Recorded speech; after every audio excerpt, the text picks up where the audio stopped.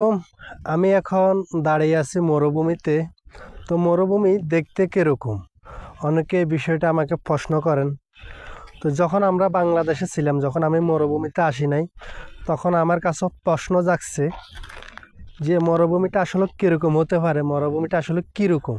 ঠিক আছে, তা আমি এখন দেখতে পাইতেছেন আমি এখন একেবারে একটা মরুভূমিতে দাঁড়িয়ে আছি।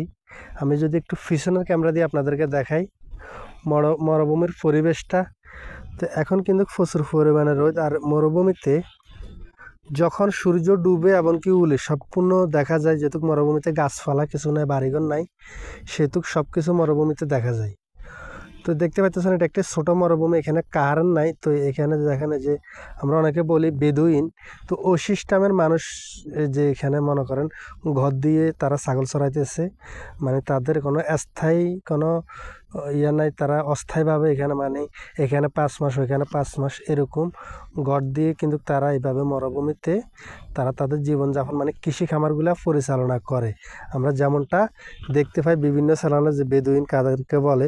তো আসলে বেদুইন সম্পর্কে আমার কাছে এত বেশি ধারণা নাই, মানে যেতটুক দেখতে পেলাম এরাই বেদুইন মনে হয়, যেটুক এদের কিন্তু বাড়িঘর অনেক এখানে নাই। এরা কিন্তু মানে এখানে আমাদের এই মরুভূমিতে কিছুদিন যাবত আসছে, আমি এই মরুভূমির পাশে থাকি।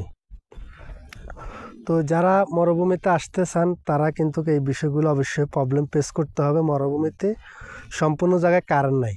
সৌদি আরব উন্নত কান্ট্রি ঠিক আছে, তবে মরুভূমির জন্য উন্নত আর ইয়ে নাই, কিন্তু মরুভূমি সব মরুভূমিতে কারেন্ট থাকে না। ঠিক আছে, তো আমার এই মরুভূমিতে কারেন্ট, আবার আমার মরুভূমির পাশে কিন্তু কারেন্ট আছে, যেখানে আমার মাজরা আছে। ঠিক আছে, তো সবাই দেখতে পেলেন মরুভূমি কীরকম। তো এটাই হচ্ছে মরুভূমি। আর একটা জিনিস মাথায় রাখতে হবে যে মরুভূমিতে আসলে আপনাকে অবশ্যই রোদ গরম ওইটা মাথায় রেখে কিন্তু মরুভূমিতে মানে কাজ করতে হবে, আসার চিন্তা ভাবনা করতে হবে।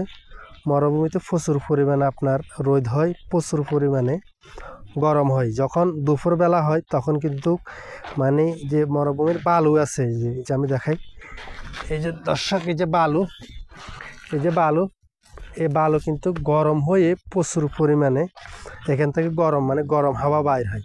বাতাসগুলো কিন্তু দুপুরবেলা এখানে প্রচুর গরম হয়। তাই মরুভূমি এই বিষয়গুলো মাথায় রাখতে হবে যে প্রচুর পরিমাণে গরম এমনকি রোদ মরুভূমিতে সবসময় লেগেই থাকে গরমকালে, আর শীতকালে প্রচুর পরিমাণে ঠান্ডা। এইসব বিষয় মাথায় রাখতে হবে। তো সবাই ভালো থাকবেন। আমি রুবেল মরুভূমি থেকে আজকের মতো আপনাদের সঙ্গে বিদায় নিলাম। যারা মরুভূমির বিষয় জানতে চান তারা আমাকে কমেন্টস করবেন, আর আমার ইউটিউব চ্যানেলটিকে সাবস্ক্রাইব করে আমার পাশে থাকবেন।